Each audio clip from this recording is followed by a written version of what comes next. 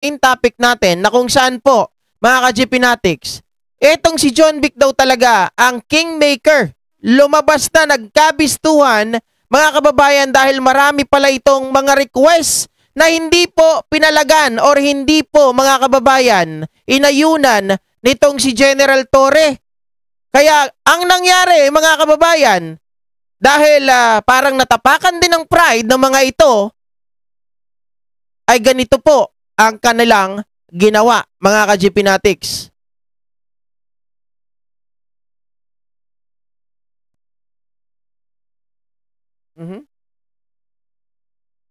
Teka lang ha.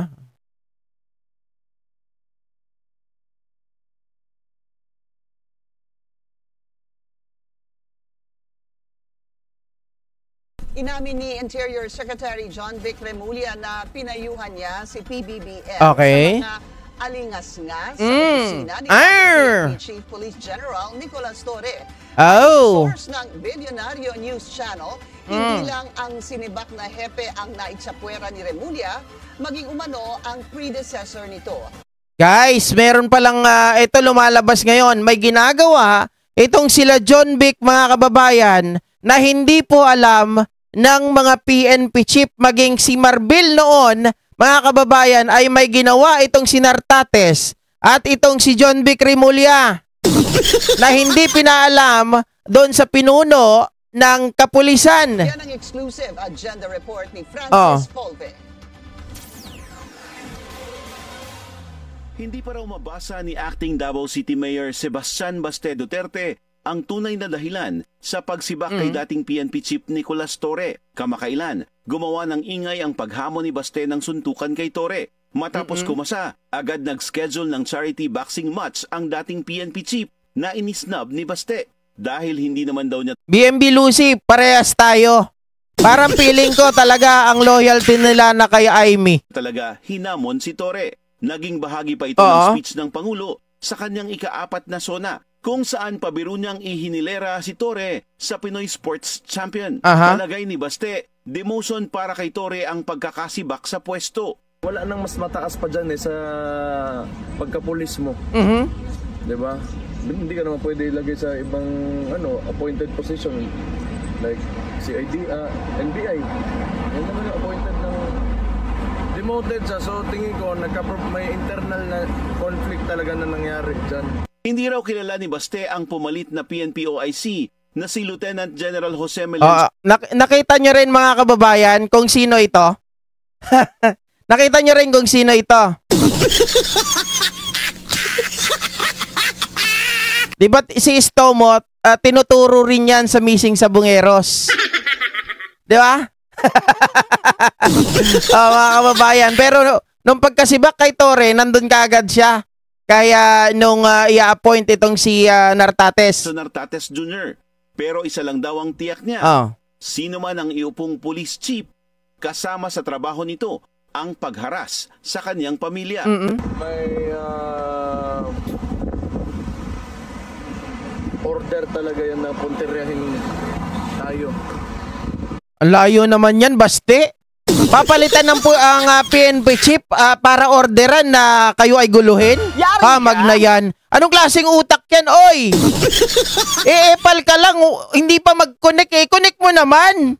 Yan naman lagi Yan naman lagi chief PNP pag wala kang gagawin sira ulo sa amin mga Duterte o sa mga supporters natin. Si Torre ang nanguna sa paghuli at pag-surrender kay dating Pangulong Rodrigo Duterte sa ICC sa The Hague. Pero para sa anak niya, tapos na ang issue na ito at hinaharap na ng pamilya ang proseso sa kasong Crimes Against Humanity ni FPRRD. Pero sa ako, immaterial yung kay Torre, tapos na yun lahat. So, kung ano man yung reward niya nung kinuha siya, wala na, tapos na. Yung tatay ko nandyan na sa ICC. Posible rin daw na totoo ang turf war issue ni Torre at Interior Secretary John Vic Remulla. Ito na, mga kababayan. Ng Billionario News Channel. Kaya hindi umano diversionary tactic ang pagsibak kay Torre para matabunan ng flood control scandal. Mas more on tingin ko talaga internal conflict yan kay Torre. Hindi sila nagkakasundo kasi nagsimula na yan nung kay Remulla, di ba? Nagkakasagutan sila. hindi mo naman din masasabi na diversionary tactic because the president himself ay ginagamit na yung flood control projects na PR niya. So I think it's blowing up on his own face right now. Sa kanyang unang public appearance sa kamera, para umano batiin ang kaarawan ng kaibigan, hindi na naka-PNP uniform ang 4-star general. Pero wala raw siyang sama ng loob o tampo kay PBBM. Look at me straight in the eye. Do I look like somebody who is bitter? Tumanggi muna siyang magbigay ng detalye kung ano ang susunod para sa kanya. Sa isang panayam, Eto guys, dapat natin panoorin lahat ito dahil na ito talagang magbibigay liwanag po mga ka-GP Natics sa mga katanungan natin na nagbibigyan na po ng kulay kung sino talaga ang tunay na nasa likod mga ka-GP Natics. Ayon kanina, doon sa kanyang pasimula ay ito ang bumubulong kay PBBM para sibakin si Torre. Ano ang dahilan? Dito po nyo malalaman. Ni Remulla na pinayuhan niya ang Pangulo sa mga alingasngas sa opisina ng Chief PNP. Okay. Pero bukod sa simpleng turf war, may lumulutang din na issue ng insubordination dahil tumanggi umanong pumirma si Torre sa isang accomplished request para sa deal na 8 billion peso funding for arms procurement. Ayon sa mapagkakatiwalaang source ng Billionaire News Channel, ang paninindigan dito ni Torre, isang civilian agency ang PNP, kaya ang pagbili ng 80,000 unit ng assault rifle ay dapat para sa AFP. Oh, so parang lumalabas dito yung may paninindigan si Torre mga kababayan. Hindi niya sinunod yung utos sa kanya na i-endorso niya yung 8 bilyon piso na pondo para sa procurement ng mga long arm. Mga kababayan, kasi nga naman baka siguro iniisip ni General Torre, tayo ay non-civilian organization. Bakit tayo hahawak ng ganyang kalalaki, kalatataas o kalalakas na mga barel? Baka mga kababayan, alam po naman natin na nangyayari. Baka mamaya 8 billion mga ka-GP Natics. Ang takbo ng isip natin dahil nga sa flood control, corruption na naman. Yari! Diba? Baka si General Torre naninindigan kaya tumatawa siya. Diba? Tingnan mo ako, straight in the eyes, mga kababayan. Hindi ako bitter. Parang sinasabi niya, at least, hindi ako mukhang pera. Diba? At least, hindi ako nababayaran, hindi ako magpapauto, hindi ako magiging aso nyo. Dahil dito, tuluyan na umanong nabwisit ang nagtutulak ng Eto deal na si SILG. At nagresulta sa 85 days lang na pag-upo ni Torre bilang Chief PNP. Sinalo niya ito mula sa 2 beses na nagkaroon ng term extension na si Police General Romel Marbil. Okay. Ayon naman sa isa pang source ng Billionaire News Channel, minsan nang naitsupuwera si dating PNP Chief Marbil. General Ramos, wala naman tayong sinasabi kay PBBM. Ang nagpo-focus ako more on dito sa hidwaan ni John Vic Remulla at nitong si General Torre, mga kababayan. Kasi dito may lumalabas pa na itong si John Vic, mga kababayan, ay may sariling galaw na hindi nila ipinapaalam doon sa kanilang PNP chief, mga kababayan. So, ang dating sa akin, bakit hindi mo kailangang ipaalam doon sa pinakamataas na opisyal sa PNP ang inyong mga ginagawa? May itinatago ba kayo? Kaya, di ba mga kababayan, si Marbil hindi nila sinunod, si Torre hindi rin nila sinunod. Parang mga ka-GP Natics, itong mga taong ito ay mga tawag dito, balakid sa kanilang mga plano, si Torre at si Marbil. Dahil dito, tuluyan na umanong nabwisit ang nagtutulak ng deal na si SILG at nagresulta sa 85 days lang na pag-upo ni Torre bilang Chief PNP. Pakinggan nyo to. Sinunod niya ito mula sa 2 beses na nagkaroon ng term extension na si Police General Romel Marbil. Ayon naman sa isa pang source ng Billionaire News Channel, minsan nang naitsupuwera si dating PNP Chief Marbil. Initsupwera rin? Hindi pinaalam sa kanya ni Remulla at nooy second top cap pa lang na sinartates ang scripted na umano'y pag-rescue sa 14-year-old Chinese student na hinihinalang na-kidnap, kept in the dark, at hindi rin umano ipinaalam kay Marbil ang Anson Ke kidnap for ransom at murder case. Hanggang lumabas na ito sa balita. Naulit raw ito ngayon sa pagsibak kay Torre, na ayon sa aming source ay nagpapakita kung gaano kalawak ang kapangyarihan ni Remulla at Nartates. Paktay tayo dyan mga kababayan. Biruin mo ha kung totoo itong balita na to na si General Marbil dati, mga kababayan, bilang PNP chief ay binaypass ni John Vic Remulla at Nartates dahil meron daw scripted mga paghuli at mga kababayan, scripted doon sa sa bata, mga kababayan. 'Di ba? Na pagsagip doon sa bata sa Anson K kidnapping case, mga ka-GP Natik. So ibig sabihin, may anomalya, may katarantaduhan.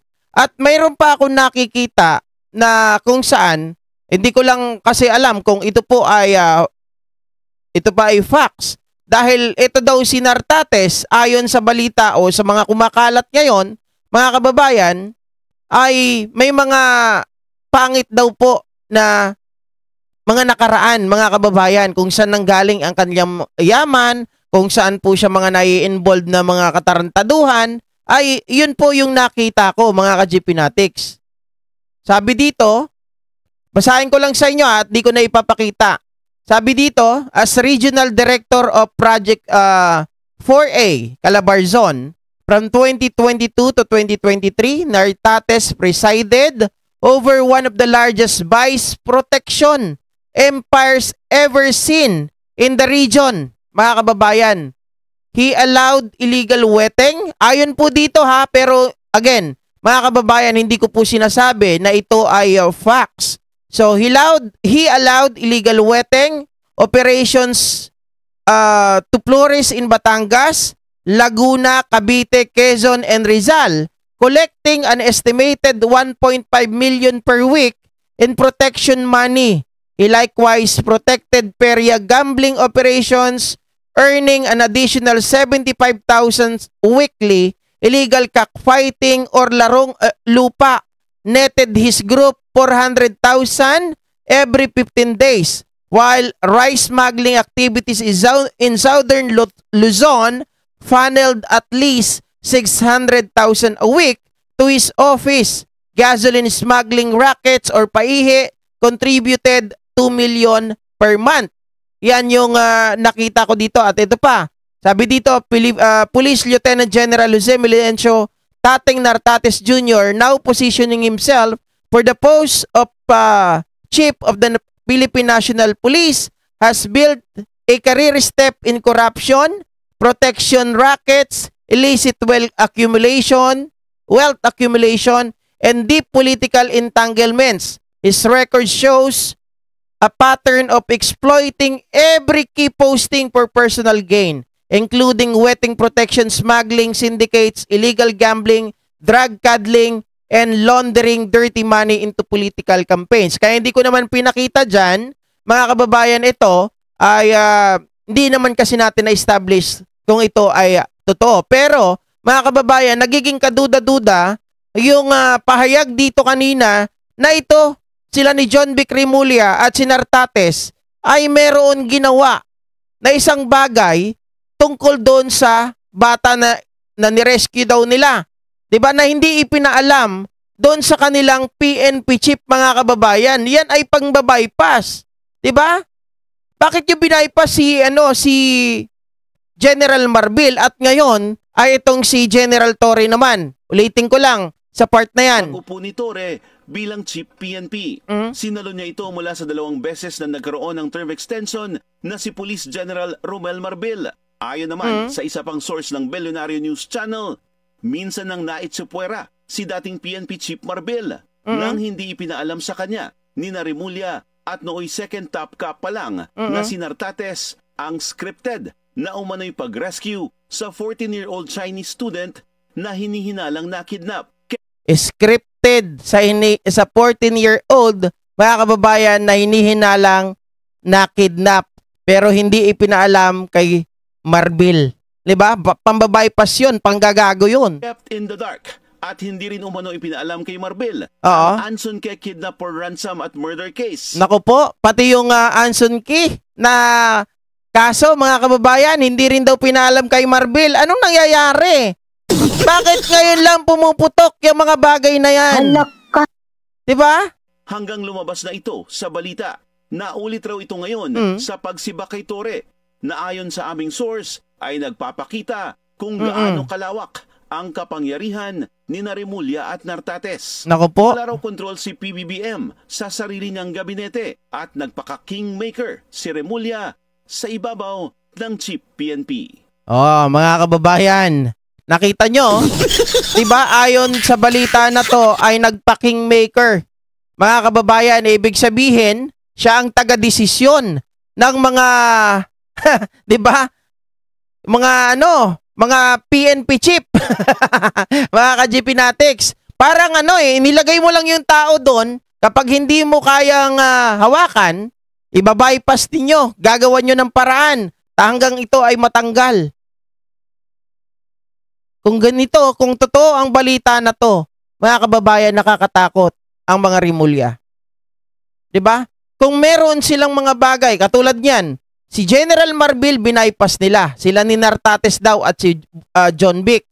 Mga kababayan, ngayon, dahil naalis na nila si General Torre sa pwesto, syempre, they can do whatever they want. Diba? Na wala na sila ngayon, wala na silang sisinuhin. Hindi na kailangan nila mag-ingat kay Torre nor Marbil dahil wala na ito sa mga pwesto. They can do whatever they want. Diba? Sabi ni Wesley Mateo, ka-GP yung kalbo na pulis, hindi naka-uniform parang yung dawit sa sabungero nakikikamay kay Nartates. Siya po ay si Joel Estomo, Wesley Mateo. Diba yung pinagbibintanga o sinasabi na kasabwat, mga kababayan, doon sa missing sabungeros. Sabi ni Sir Leo, correct ka, ang pagpapahama kay PBBM, yung mga Remulla, yung iniligay na tao sa Chief PNP, hindi malinis ang kamay. Huwag tayo magtaka na sip-sip si John Vic Remulla kung sa pag-suspindi nga sa pasok, siya na ang may karapatan dahil sip-sip siya. Pero ako naniniwala, mga kababayan, na hindi lang ang mga Remulla. Malamang sa malamang, may tao pa na mas mataas, mga ka-GP Natics. And I believe that person could be. Alam nyo na yan. Ayoko nang sabihin. Diba? Kasi nagawa nila ng paraan si General Torre. Wala daw ginawang masama.